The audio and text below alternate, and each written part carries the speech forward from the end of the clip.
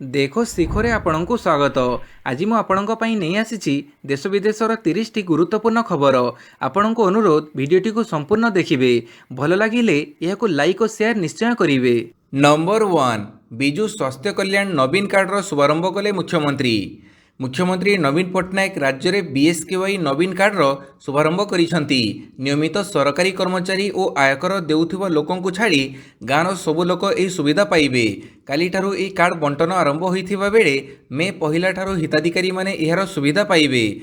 राज्य सरकार 5टी उपक्रम रे यह योजना कार्यकारी करा जाउछि। सूचनायोग्य जे विजु स्वास्थ्य कल्याण योजना रे राज्यर 1 कोटी अधिक परिवार जहाँकि राज्य जनसंख्यार 80 भाग हेबे कैशलेस चिकित्सा सुविधा पाउछंती। महिला मानक पई 10 लाख टंका पर्यंत चिकित्सा सुविधा थिबा बेले परिवारर अन्य सदस्य मानक पई 5 लाख टंका पर्यंत चिकित्सा।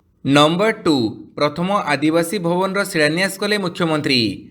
मुख्यमंत्री नवीन पट्टनायक काली राजधानी गोठपाटणाठारे प्रथम आदिवासी भवन रो शिलान्यास करिसंती। एही अवसर में मुख्यमंत्री समस्त को शुभेच्छा जणाई कहिसंती जे प्राय 100 कोटी टंका व्यय अटकड़े कर जाउथुबा एही भवन आदिवासी कला संस्कृति और विकास विचार विमर्श बैठक सम्मिलनी और प्रदर्शन पई एक बहुमुखी केन्द्र भाव परिगणित हेबो। राज्यर आदिवासी लोकंक उद्देश्य रे समर्पित एही भवन नवीन ओडिशा सशक्त ओडिशार परिकल्पना को साकार करने दिगरे सहायक हेबो बोली मुख्यमंत्री आशा व्यक्त करिसंती। नंबर 3 केवल चक खड़ी गुंड 3 औषधर व्यवहार उपरे लागिला रोक। मेग लाइफ साइंस पक्षर उत्पादन होउथुबा समस्त औषधर सेवन और व्यवहार विरोध में लोकंकु सतर्क करैछि तेलंगाना सरकार। कंपनी पक्षर मार्केट रे बिक्री होउथुबा एम्पर 200 मैक्सिलेफ 625 एवं सेफोक्सिम सीवी रे कौनसी प्रकार सक्रिय औषधीय उपादान न मिलिबा परे सरकार एमिति सतर्क सूचना जारी करिसंती। राज्य ड्रग्स कंट्रोल एडमिनिस्ट्रेशन कहिछि जे उपरोक्त 3 औषध रे केवल चखड़ी गुंड रहिछि। एहाकु सेवन कले स्वास्थ्यगत समस्यार आशंका रहिछि। जदि केही औषधर व्यवहार किंबा वितरण करुथुबा लोकमाने जानती ताहेले टोल फ्री नंबर 1800599969 को फोन करी जणाई पारिबे। नंबर 4 मुख्यमंत्री दक्षता विकास फेलोशिप प्रोग्राम रो शुभारंभ। ओडिशा सरकार दक्षता विकास और वैषयिक शिक्षा विभाग पक्षर निकटरे मुख्यमंत्री नवीन पट्टनायक द्वारा शुभारंभ कर जाइथिबा मुख्यमंत्री दक्षता विकास फेलोशिप रो शुभारंभ कर जाइछि। एही फेलोशिप आसी व्यक्ति मानकु फ्लैगशिप योजना एनयूए अर्थात नूतन उन्नत अभिलाषा ओडिशा अधीन राज्यर समस्त जिले में दक्षतामूलक पदक्षेप विकेन्द्रीकरण में योगदान करिवार एक अनन्य सुजोग प्रदान करिवो। यह स्किल इन ओडिशा ब्रांड को प्रोत्साहित करिवारे सहायक हेबो। एही फेलोशिप युव वृत्तिजीवी मानक पई ओडिशार दक्षता क्षेत्र में अर्थपूर्ण प्रभाव पकेइबा पई एक उल्लेखनीय सुजोग प्रदान करुछि। एथिरे आकर्षणीय क्षतिपूरण पैकेज सह 2 वर्षर कार्यकाल एवं सफल समापन पर इंडियन स्कूल ऑफ बिजनेस रु सर्टिफिकेट इन पब्लिक पॉलिसी हासिल करिवार सुजोग रहिछि। ଏହି ଅଭିଯାନର କାର୍ଯ୍ୟକାରୀ ଅଂଶୀଦାର ହେଉଛନ୍ତି ଟାଟା ଷ୍ଟ୍ରାଇପ୍। ଆବେଦନକାରୀ ମାନେ ଭାରତୀୟ ନାଗରିକ ହୋଇଥିବେ ଏବଂ ଯେକୌଣସି ବିଷୟରେ ସ୍ନାତକ ହେବା ଆବଶ୍ୟକ ଏବଂ ଦଶମ ଦ୍ୱାଦଶ ଏବଂ ସ୍ନାତକୋତ୍ତର ଶ୍ରେଣୀରେ ଅତି କମ୍ରେ 50% ମାର୍କ ସହିତ ଆବେଦନ ସମୟରେ ବୟସ ସୀମା 21 ରୁ 30 ବର୍ଷ ମଧ୍ୟରେ ହେବା ଆବଶ୍ୟକ। ସମ୍ପୂର୍ଣ୍ଣ କ୍ଷେତ୍ରରେ ସର୍ବନିମ୍ନ 3 ବର୍ଷର କାର୍ଯ୍ୟ ଅଭିଜ୍ଞତା ଥିବା ଆବଶ୍ୟକ ଏବଂ ଆକାଂକ୍ଷିତ ମାନଦଣ୍ଡ ମଧ୍ୟରେ ସ୍ଥାନୀୟ ଭାଷାର ଜ୍ଞାନ ଏବଂ ଦକ୍ଷତା ବିକାଶରେ ପୂର୍ବ ଅଭିଜ୍ଞତା ଜରୁରୀ। पाणीपाग सूचना 3 मास प्रबल खरा हेब स्वाभाविक ठारू अधिक रहिब तापमात्रा। मार्च मास आरंभ बढ़िलाणी खरार प्रकोप। आगामी 3 मास अर्थात मार्च एप्रिल मे रे प्रचंड रौद्रताप हेब। एलनिनो दुर्बल थिबा सत्वे तापमात्रा अधिक रहिब। विशेषकर मार्च रु मे मास मध्य समस्त स्थल भाग में स्वाभाविक ठारू अधिक तापमात्रा रहिब। ता संगकु ग्रीष्म प्रवाह बा हिटवेव जारी रहिब बोली पूर्वानुमान करिछि विश्व पाणीपाग संगठन, जहाँ एवं चिंतार विषय पलटिछि। एलनिनो एक प्राकृतिक जलवायु ढांचा। यह केंद्रीय एवं पूर्व ग्रीष्ममंडलीय प्रशांत महासागर रे समुद्र पृष्ठर उष्णता सह जड़ित। यह पृथ्वीर विभिन्न स्थान में पाणीपाग और झड़र ढांचा को प्रभावित करिथाए। नंबर 6 देशर प्रथम अंडर वाटर मेट्रो टनेल उद्घाटित। पानी भितर दौड़ मेट्रो देशर प्रथम अंडर वाटर मेट्रो टनेल उद्घाटित काली प्रधानमंत्री नरेंद्र मोदी दीर्घ दिनर यह प्रोजेक्ट को उद्घाटित करिसेंती। कोलकाता हुगुड़ी नदी भितर 16.6 किलोमीटर पर्यंत यह अंडर वाटर मेट्रो टनेल निर्माण कर 2010 मसीह आरंभ होता यह प्रोजेक्ट काली पूर्ण रूप नहीं। टनेल उद्घाटन करिबा परे प्रधानमंत्री पिलामानक सह मेट्रो रे यात्रा करिसेंती। एही समय सेमानक सह कथबार्ता करिसेंती प्रधानमंत्री। नंबर 7 कांग्रेस को फेरिले श्रीकांत जेना। साधारण निर्वाचन पूर्व कांग्रेस निजर घर सजाड़े लगी। राज्यर वरिष्ठ नेता तथा पूर्वतन मंत्री श्रीकांत जेना कांग्रेस को घर बाहुड़ा होईछि। काली नुआदिल्ली स्थित एआईसीसी कार्यालय ठारे श्री जेना आनुष्ठानिक भाव दल को फेरिछंती। गत साधारण निर्वाचन पूर्व अर्थात 2019 जनवरी 20 रे कांग्रेस रु बहिष्कृत होइथिले। नंबर 8 पाकिस्तान दिल्ली रे पालन करने को चाहूँगी नेशनल डे। 4 वर्ष रे प्रथम थर पाकिस्तान दिल्ली रे तार नेशनल डे पालन करने को जाउछि। कुह जाउछि एही दिन दिल्ली स्थित पाकिस्तान उच्चायोग रे विभिन्न कार्यक्रम आयोजन करा जिवो, जोंथरे विदेशी कूटनीतिज्ञ और भारतीय भी सामिल होइथांती। पाकिस्तान रो नेशनल डे पालन पई साधारणतः कौनसी मंत्री अथवा राज्य मंत्री को मुख्य अतिथि रूपे कार्यक्रम रे जोग देबाको निमंत्रण करा जाइथाए। जम्मू काश्मीर अनुच्छेद 370 हटाଯିबा परठारु पाकिस्तान भारत में अवस्थापित निजर राजदूतों को फेरस्त डकई नेबा सह नेशनल डे पालन करुनथिला। नंबर 9 राहुल गांधी को तागिद कले निर्वाचन कमिशन। आगो देश में साधारण निर्वाचन अनुष्ठित हेबो। यह पूर्व कांग्रेस नेता राहुल गांधी को तागिद करिसेंती निर्वाचन कमिशन। साधारण सभा भाषण देबा बेले राहुल निजर शब्द उपर अधिक सतर्कता और जत्नवान हुंतु बोली कमिशन कहिसेंती। राहुल गांधी साधारण सभा भाषण देबा बेले प्रधानमंत्री नरेंद्र मोदी विरोध में पनौती और पॉकेटमार भली शब्द प्रयोग करथिले। याकु दृष्टि रे रखी निर्वाचन कमिशन तांकु सतर्क करि दैछंती। नंबर 10 हस्त प्रत्यारोपण रे सार गंगाराम हॉस्पिटल डाक्तरंक चमत्कार। नुआ जीवन पाइले पेंटर। सार गंगाराम हॉस्पिटल रे मेडिकल दुनियार सबुठु बड़ चमत्कार होईछि। ए हॉस्पिटल रे दिल्लीर प्रथम सफल हैंड ट्रांसप्लांट कर जाइछि। जड़े 45 वर्ष वयस्क युवक 2 हाथ प्रत्यारोपण होईछि। सार गंगाराम हॉस्पिटल रे डाक्तरंक एक टीम ए ऑपरेशन को सफलतापूर्वक संपन्न करिसेंती। पेशारे जड़े पेंटर 45 वर्ष वयस्क व्यक्ति एक ट्रेन दुर्घटना रे निजर 2 हाथ हरैथिले। तेबे सफलतापूर्वक हैंड ट्रांसप्लांट परे एबे पुणी से हाथ रे रंग तोली धरी तांकर पेंटिंग स्वप्न को साकार करि परिबे। नंबर 11 प्रफुल्ल सामलंक पुओ को 18 घंटा घांटिला ईडी, कहिले किछि पचरा जाइनी। बरपदा इंजीनियरिंग कॉलेजर जमी दुर्नीति मामला रे भंडारी पोखरी बीजेडी विधायक प्रफुल्ल सामलंक पुओ प्रयासकांति को रातितमा माराथन जेरा करिछि ईडी। 18 घंटारू अधिक समय धरी प्रयासकांति को गुड़ेई तोड़ेई प्रश्न करिथिला ईडी। 18 घंटार जेरा परे भोर 4:30 ईडी कार्यालय बाहरी प्रयासकांति। बरपदा इंजीनियरिंग कॉलेजर जमी दुर्नीति मामला रे बापा प्रफुल्ल सामलंक परे गतकाली पुओ प्रयासकांति सामलंक दिन प्राय 10टारू माराथन जेरा आरंभ करिथिला प्रवर्तन निर्देशालय। एभली दीर्घ समय जेरार सम्मुखीन होई ईडी कार्यालय बाहरिबा परे गणमाध्यम को प्रयासकांति कहिसेंती जे मते किछि पचारि नाहांती, पुणी आपण मानक सह देखा हेबो। नंबर 12 पद्म धरिले नालकोर पूर्वतन सीएमडी तपन चांद। साधारण निर्वाचन पूर्व कांग्रेस और बीजेडीर बहु वरिष्ठ नेता और विधायक माने बीजेपी रे सामिल होउछंती। एही क्रम रे काली बीजेपी रे जोग दैछंती नालकोर पूर्वतन सीएमडी तपन चांद। राज्य कार्यालय रे बीजेपी सभापति मनमोहन सामलंक उपस्थिति रे तपन चांद बीजेपी रे जोग दैछंती।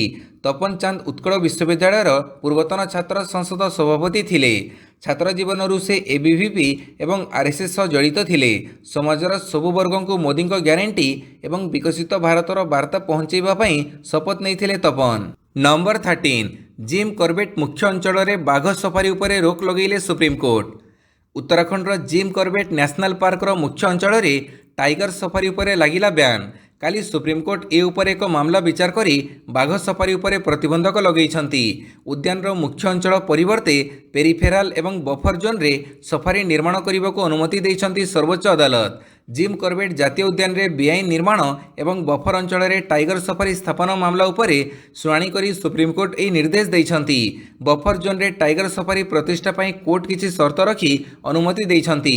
एही मामलार तदंत करुथुबा सीबीआई को 3 मास मध्य एक स्टाटस रिपोर्ट दाखल करने कोर्ट कहिछंती। नंबर 14 पुणी दिल्ली अभिमुखे कृषक एकाधिक स्थान रे लागिला धारा 144। କିଛି ଦିନର ବିରତି ପରେ ପୁଣି ଦିଲ୍ଲୀ ଚାଲୁ ଡାକରା ଦେଇଛନ୍ତି କୃଷକ। ହଜାର ହଜାର କୃଷକ ବିକ୍ଷୋଭ ପାଇଁ ଦିଲ୍ଲୀ ଅଭିମୁଖେ ବାହାରିଛନ୍ତି।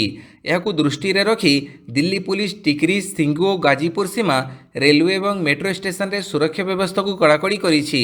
ମାର୍ଚ୍ଚ 3ରେ କୃଷକ ଆନ୍ଦୋଳନର ନେତୃତ୍ୱ ନେଉଥିବା ସଂଗଠନ କିଷାନ ମଜଦୁର ମୋର୍ଚ୍ଚା ଏବଂ ୟୁନାଇଟେଡ୍ କିଷାନ ମୋର୍ଚ୍ଚା 6ରେ ଦେଶର ବିଭିନ୍ନ କୃଷକଙ୍କୁ ଦିଲ୍ଲୀରେ ପହଞ୍ଚିବାକୁ ଆହ୍ୱାନ କରିଥିଲେ।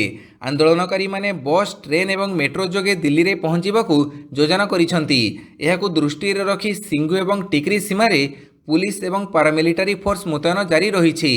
ଦିଲ୍ଲୀର ଅନେକ ସ୍ଥାନରେ ଧାରା 144 ଲାଗୁ କରାଯାଇଛି। ରେଲୱେ, ମେଟ୍ରୋ ଷ୍ଟେସନ ଏବଂ ବସ୍ଷ୍ଟାଣ୍ଡରେ ଅତିରିକ୍ତ ପୁଲିସ ଓ ପାରାମିଲିଟାରୀ ଫୋର୍ସ ମୁତୟନ ରହିଛନ୍ତି। ନମ୍ବର 15 ମେଣ୍ଟ ନେଇ ଆଲୋଚନା ହୋଇଛି, କହିଲେ ଜୁଏଲ ଓରାମ। ସାଧାରଣ ନିର୍ବାଚନରେ ବିଜେପି ମେଣ୍ଟ କରି ଲଢ଼ିପାରନ୍ତି ବୋଲି ଚର୍ଚ୍ଚା ଜୋର ଧରିଛି। ଏହାରି ଭିତରେ ବୁଧବାର ଦିଲ୍ଲୀରେ ବିଜେପିର କୋର୍ କମିଟି ବୈଠକ ଆରମ୍ଭ ହୋଇଛି। ଦଳର ବରିଷ୍ଠ ନେତା ତଥା ପୂର୍ବତନ କେନ୍ଦ୍ରମନ୍ତ୍ରୀ ଜୁଏଲ ଓରାମଙ୍କ ପ୍ରତିକ୍ରିୟା ମଧ୍ୟ ସାମ୍ନାକୁ ଆସିଛି। ମେଣ୍ଟ ନେଇ ଆଲୋଚନା ହୋଇଥିବା ଜୁଏଲ ଓରାମ କହିଛନ୍ତି। ଜୁଏଲ କହିଛନ୍ତି, ବୈଠକରେ ଅନେକ ପ୍ରସଙ୍ଗରେ ଆଲୋଚନା ହୋଇଛି। ସମସ୍ତ 21 ଲୋକସଭା ଏବଂ ସବୁ ବିଧାନସଭା କ୍ଷେତ୍ର ପାଇଁ ଆଲୋଚନା ହୋଇଛି। ମେଣ୍ଟ ନେଇ ମଧ୍ୟ ଆଲୋଚନା ହୋଇଛି। ଚୂଡ଼ାନ୍ତ ନିଷ୍ପତ୍ତି କେନ୍ଦ୍ରୀୟ ନେତୃତ୍ୱ ନେବେ। ନମ୍ବର 16 ଓଡ଼ିଶାର ସ୍ୱାର୍ଥକୁ ଦୃଷ୍ଟିରେ ରଖି ବିଜେଡି ଠିକ୍ ନିଷ୍ପତ୍ତି ନେବ, କହିଲେ ଦେବୀ ମିଶ୍ର। ଓଡ଼ିଶାରେ ବିଜେପି ଓ ବିଜେଡି ମଧ୍ୟରେ ମେଣ୍ଟ ହେବ କି ନାହିଁ ତାର ଚିତ୍ର ଖୁବ୍ ଶୀଘ୍ର ସ୍ପଷ୍ଟ ହୋଇଯିବ। ତେବେ ବୈଠକ ପରେ ଦୁଇ ଦଳର ନେତା ଯେଉଁଭଳି ମନ୍ତବ୍ୟ ଦେଇଛନ୍ତି, ସେଥିରୁ ମେଣ୍ଟ ଆଭାସ ମିଳୁଛି। ଏହା ମଧ୍ୟରେ ବିଜେଡିର ବୈଠକ ପରେ ମେଣ୍ଟ ଚର୍ଚ୍ଚାକୁ ବଡ଼ ଦେଇଛି ବିଜେଡି ନେତା ଦେବୀ ମିଶ୍ରଙ୍କ ମନ୍ତବ୍ୟ। ନବୀନ ନିବାସରେ ବୈଠକ ପରେ ଦେବୀ ମିଶ୍ରଙ୍କ ଗୁରୁତ୍ୱପୂର୍ଣ୍ଣ ମନ୍ତବ୍ୟ। ଦେବୀ ମିଶ୍ର କହିଛନ୍ତି, ଓଡ଼ିଶାର ସ୍ୱାର୍ଥ ପାଇଁ ଯାହା ଆବଶ୍ୟକ ସେ ନିଷ୍ପତ୍ତି ନିଆଯିବ। ନବୀନଙ୍କ ନେତୃତ୍ୱରେ ଓଡ଼ିଶା ସଫଳତା ପାଇ ଚାଲିଛି। ଓଡ଼ିଶାର ସ୍ୱାର୍ଥ ଦୃଷ୍ଟିରୁ ଯାହା ଆବଶ୍ୟକ ପଡ଼ିବ ସେ ନିଷ୍ପତ୍ତି ନିଆଯିବ। ଓଡ଼ିଶାର ସ୍ୱାର୍ଥ ପାଇଁ ବିଜେଡି ଆଗାମୀ ଦିନରେ ପଦକ୍ଷେପ ନେବ। ମେଣ୍ଟ ପ୍ରସଙ୍ଗରେ ବୈଠକରେ ଆଲୋଚନା ହୋଇଥିବା ସେ କହିଛନ୍ତି। ସେହିପରି ଓଡ଼ିଶାର ସ୍ୱାର୍ଥ ପାଇଁ ବିଜେଡି କାମ କରୁଛି ବୋଲି ଅରୁଣ ସାହୁ କହିଛନ୍ତି। ନମ୍ବର 17 ଖେଲୋ ଇଣ୍ଡିଆ ପଦକ ବିଜେତାଙ୍କୁ ମିଳିବ ସରକାରୀ ଚାକିରି। କ୍ରୀଡ଼ା ଓ ଯୁବ ବ୍ୟାପାର ମନ୍ତ୍ରୀ ଅନୁରାଗ ସିଂ ଠାକୁର ବୁଧବାର ଏକ ଗୁରୁତ୍ୱପୂର୍ଣ୍ଣ ଘୋଷଣା କରିଛନ୍ତି। ଖେଲୋ ଇଣ୍ଡିଆ ପଦକ ବିଜେତା ଆଥଲେଟ୍ମାନଙ୍କୁ ସରକାରୀ ଚାକିରି ମିଳିବ। ଡିଓପିଟି ଓ କ୍ରୀଡ଼ା ବିଭାଗ ସହଯୋଗରେ ଆଥଲେଟ୍ମାନଙ୍କ ସମସ୍ତ ସୁବିଧା ପାଇଁ ସରକାରୀ ଚାକିରି ଯୋଗ୍ୟତା ମାନଦଣ୍ଡରେ ସଂଶୋଧନ କରାଯାଇଛି। ଏବେ ଖେଲୋ ଇଣ୍ଡିଆ ଗେମ୍ସର ଯୁବ, ବିଶ୍ୱବିଦ୍ୟାଳୟ, ପାରା ଏବଂ ଶୀତକାଳୀନ କ୍ରୀଡ଼ାର ପଦକ ବିଜେତା ସରକାରୀ ଚାକିରି ପାଇଁ ଯୋଗ୍ୟ ହେବେ। ନମ୍ବର 18 ଭାରତ ସହ ଆଉ ଏକ ବୁଝାମଣାକୁ ରଦ୍ଦ କଲା ମାଳଦ୍ୱୀପ। ଚୀନ ସହ ମାଳଦ୍ୱୀପର ସମ୍ପର୍କ ବଢ଼ୁଥିବା ବେଳେ ଭାରତ ସହ ନିଜର ପୂର୍ବ ବୁଝାମଣା ଭାଙ୍ଗିବାରେ ଲାଗିଛି। ମାଳଦ୍ୱୀପ ରାଷ୍ଟ୍ରପତି ମହମ୍ମଦ ମୁଇଜୁ ହାଇଡ୍ରୋଗ୍ରାଫିକ୍ ସର୍ବେକ୍ଷଣ କରିବା ପାଇଁ ଭାରତ ସହ ବୁଝାମଣାକୁ ନବୀକରଣ କରିବା ପାଇଁ ମନା କରିଦେଇଛନ୍ତି। ସେ କହିଛନ୍ତି ଯେ ମାଳଦ୍ୱୀପ ସରକାର ଭାରତ ସହ ଏହି ବୁଝାମଣାକୁ ଆଗକୁ ବଢ଼ାଇବା ଉପରେ ବିଚାର କରୁନାହିଁ। ଏହା ପ୍ରଥମ ଥର ଯେତେବେଳେ ମୁଇଜୁ ଜଳକ୍ଷେତ୍ର ସର୍ବେକ୍ଷଣକୁ ନେଇ ସାର୍ବଜନୀନ ବୟାନ ଦେଇଛନ୍ତି। ତେବେ ରୋଚକ କଥା ହେଉଛି, ମୁଇଜୁଙ୍କ ଏହି ଘୋଷଣା ଗୁଇନ୍ଦା ଜାହାଜ ମାଳଦ୍ୱୀପ ପୋର୍ଟ ଛାଡ଼ିବାର କିଛି ଦିନ ପରେ ଆସିଛି। ଚୀନ ଜାହାଜ ପ୍ରାୟ 1 ମାସ ଧରି ମାଳଦ୍ୱୀପରେ ରହିଥିଲା। ନମ୍ବର 19 ସନ୍ଦେଶ ଖାଲିକୁ ମୁଖ୍ୟ ପ୍ରସଙ୍ଗ କଲେ, ଟିଏମ୍ସିକୁ ଧୋଇଲେ ମୋଦି। ବେଙ୍ଗଲରେ ଜନସଭା କରି କ୍ଷମତାସୀନ ଟିଏମ୍ସି ଉପରେ ଜୋରଦାର ଢଙ୍ଗରେ ବର୍ଷିଛନ୍ତି ପ୍ରଧାନମନ୍ତ୍ରୀ ନରେନ୍ଦ୍ର ମୋଦି। ବିଶେଷ କରି ସନ୍ଦେଶଖାଲି ଘଟଣାକୁ ମୁଖ୍ୟ ପ୍ରସଙ୍ଗ କରି ମୋଦି କହିଛନ୍ତି ଯେ ଟିଏମ୍ସି ମୁଖ୍ୟ ଅଭିଯୁକ୍ତଙ୍କୁ ବଞ୍ଚାଇବାକୁ ଚେଷ୍ଟା କରୁଥିବା ସେ ଅଭିଯୋଗ କରିଛନ୍ତି। ସନ୍ଦେଶଖାଲିରେ ନିଲମ୍ବିତ ଟିଏମ୍ସି ନେତା ଶେଖ୍ ଶାହଜାହାଁ ମହିଳାମାନଙ୍କୁ ଯୌନ ନିର୍ଯାତନା ଦେବା ସହ ସେମାନଙ୍କ ଜମି ହଡପ କରିଥିବା ଅଭିଯୋଗ ହୋଇଛି। ଦୀର୍ଘ ବର୍ଷ ହେଲା ଶାହଜାହାଁ ଏପରି କାରନାମା ଚଳାଇଥିବା ବେଳେ ପୁରା ଘଟଣା ସାମ୍ନାକୁ ଆସିଛି। ନମ୍ବର 20 ଶେଷରେ ଶାହଜାହାଁକୁ ସିବିଆଇକୁ ହସ୍ତାନ୍ତର କଲା ବେଙ୍ଗଲ ପୁଲିସ। କୋର୍ଟଙ୍କ ତାଗିଦ ଓ ବହୁ ବାଦବିବାଦ ପରେ ନିଲମ୍ବିତ ଟିଏମ୍ସି ନେତା ଶେଖ୍ ଶାହଜାହାଁଙ୍କୁ ସିବିଆଇକୁ ହସ୍ତାନ୍ତର କରିଛି ବେଙ୍ଗଲ ପୁଲିସ। ଇଡି ଅଧିକାରୀଙ୍କୁ ଆକ୍ରମଣ କରିବା ଘଟଣାରେ ଶାହଜାହାଁଙ୍କୁ ବେଙ୍ଗଲ ପୁଲିସ ଗିରଫ କରିଥିଲା। ବୁଧବାର ପୁଣି କଲିକତା ହାଇକୋର୍ଟ ବିରକ୍ତ ପ୍ରକାଶ କରିବା ସହ ଦିନ 4ଟା 15 ସୁଦ୍ଧା ଶାହଜାହାଁଙ୍କୁ ଗିରଫ ପାଇଁ ହେପାଜତରେ ଛାଡ଼ିବାକୁ କହିଥିଲେ। କୋର୍ଟଙ୍କ ନିର୍ଦ୍ଦେଶ ପରେ ସିବିଆଇ ଟିମ୍ ବେଙ୍ଗଲ ପୁଲିସ ମୁଖ୍ୟାଳୟରେ ପହଞ୍ଚି ଯାଇଥିଲା। କାଗଜପତ୍ର କାମ ପରେ ସନ୍ଧ୍ୟା ବେଳେ ପୁଲିସ ବିଧିବଦ୍ଧ ଭାବେ ଶାହଜାହାଁଙ୍କୁ ସିବିଆଇକୁ ହସ୍ତାନ୍ତର କରିଛି। ନମ୍ବର 21 ମମତାଙ୍କ ମାଷ୍ଟର ଷ୍ଟ୍ରୋକ୍, ବଢ଼େଇଲେ ଅଙ୍ଗନୱାଡ଼ି ଆଶାକର୍ମୀଙ୍କ ଦରମା। ମହିଳାଙ୍କ ପ୍ରଦର୍ଶନ ମଧ୍ୟରେ ପଶ୍ଚିମବଙ୍ଗ ମୁଖ୍ୟମନ୍ତ୍ରୀ ମମତା ବାନାର୍ଜୀ ମାଷ୍ଟର ଷ୍ଟ୍ରୋକ୍ ଖେଳିଛନ୍ତି। ସେ ରାଜ୍ୟର ଅଙ୍ଗନୱାଡ଼ି ଆଶାକର୍ମୀଙ୍କ ଦରମା ବଢ଼ାଇବା ନେଇ ଘୋଷଣା କରିଛନ୍ତି। 2024 ଏପ୍ରିଲ ଠାରୁ ଏହି ବର୍ଦ୍ଧିତ ଦରମା ଲାଗୁ ହେବ। ममता कहिसेंति अंगनवाड़ी आशाकर्मी दरमा 8,250 टंकारु 9,000 टंका को वृद्धि कर दरमारे 750 टंका वृद्धि होईछि। मुख्यमंत्री एकीकृत बाल विकास योजना आशाकर्मी दरमा प्रति मासरे 500 टंका वृद्धि करने को घोषणा करिसेंति। यह पूर्व आशाकर्मी दरमा 6,000 टंका थिला, एबे यह 6,500 टंका को वृद्धि पाइछि। ममता कहिसेंति अंगनवाड़ी एवं आशाकर्मी आमर गौरव। नंबर 22 भारतर प्रथम एआई शिक्षयित्री आइरिस लॉन्च। वर्तमान कृत्रिम बुद्धिमत्तार जुग अर्थात आर्टिफिशियल इंटेलिजेंस जुग। भारत में एआई रो व्यवहार बढ़िबारे लागिछि। विभिन्न कर्मक्षेत्र में एआई रो व्यवहार करा जाउछि। विभिन्न गणमाध्यम गुड़िक एआई न्यूज उपस्थापक व्यवहार करुथुबा बेले एबे एआई स्कूल शिक्षयित्री आसी जाइछंती। केरल रे एक स्कूल रे भारतर प्रथम एआई शिक्षयित्री को लॉन्च करा जाइछि। फर्स्ट जनरेशन एआई शिक्षयित्री को माकर लैब्स एडुकेट प्राइवेट लिमिटेड सह मिसी तैयारी करा जाइछि। थिरुवनंतपुरम रो केटी सिटी उच्च माध्यमिक स्कूल रे यह को लॉन्च करा जाइथिबा बेले पिलामानंको पाठ पढ़ाइबारे यह गुरुत्वपूर्ण भूमिका निर्वाह करिबो बोली कुहा जाउछि। नंबर 23 वैज्ञानिकଙ୍କ दाबी वैद्युतिक जानरू निर्गत होउछि अधिक प्रदूषण कणिका। जलवायु परिवर्तनर घोर विपत्ति समय इलेक्ट्रिक व्हीकल व वैद्युतिक जान प्रति लोकों आग्रह बढ़ुछि। अनेक लोक विश्वास करती जे पेट्रोल एवं डीजेल जान अपेक्षा वैद्युतिक जान बा ईवी रे परिवेश पई भल, कारण एगुड़िक कम ग्रीन हाउस गैस निर्गमन करती। हेले निकटरे होइतिबा एक अध्ययन ईवी जान व्यवहार उपरे चिंता प्रकट करिछि। अध्ययन अनुसार वैद्युतिक जान रे व्यवहार प्रदूषणकारी पार्टिकल बा कणिका अधिक रही। साधारणतः डीजेल एवं पेट्रोल जान अपेक्षा एही जानर टायर एवं ब्रेक रु निर्गत हेउथुबा कणिका परिवेश में क्षतिकारक। यह परिवेश प्रदूषण सृष्टि करिथाए। एही स्टडी रो फलाफल वॉल स्ट्रीट जर्नल ऑफ एड रे प्रकाश पाइछि। नंबर 24 बेंगलुरु ब्लास्ट अभियुक्तों को धरले मिल 10 लाख टंका। बेंगलुरु रामेश्वरम कैफे आईडी रखिथिबा व्यक्ति को धरैबा एनआईए 10 लाख टंका पुरस्कार घोषणा करिछि। यह कम तीव्रतार आईडी विस्फोरण थिला, जो कैफे बसिथिबा 10 जन गुरुतर रूपे आहत होइथिले। एनआईए अभियुक्तर एक फोटो मध्य प्रस्तुत करिछि एवं पोस्टर जारी करिछि। वांटेड पोस्ट एनआईए घोषणा करिछि जे अभियुक्तर सूचना देले 10 लाख टंका पुरस्कार दियाजिबो। यह व्यतीत सूचना देइथिबा व्यक्तिଙ୍କ परिचय गोपन रखाजिबो। नंबर 25 2031 सुधा अपर मिडिल क्लास देश हेबो भारत। रिपोर्ट भारतर अर्थनीति एबे उत्थान गति रे रहिछि। एथिपई लागुछि जे 2031 सुधा भारत अपर मिडिल इनकम थिबा देश होइजिबो। रेटिंग एजेंसी क्रिसिल ए रिपोर्ट प्रकाश करिछि। सेतेबेले भारतर अर्थव्यवस्था वर्तमान ठारू 2 गुणा अर्थात 7 ट्रिलियन डॉलर होइजिबो बोली क्रिसिल कहिछि। ए ग्रोथ हासिल करिबा परे Bharat upper middle income status हासिल करिनबो।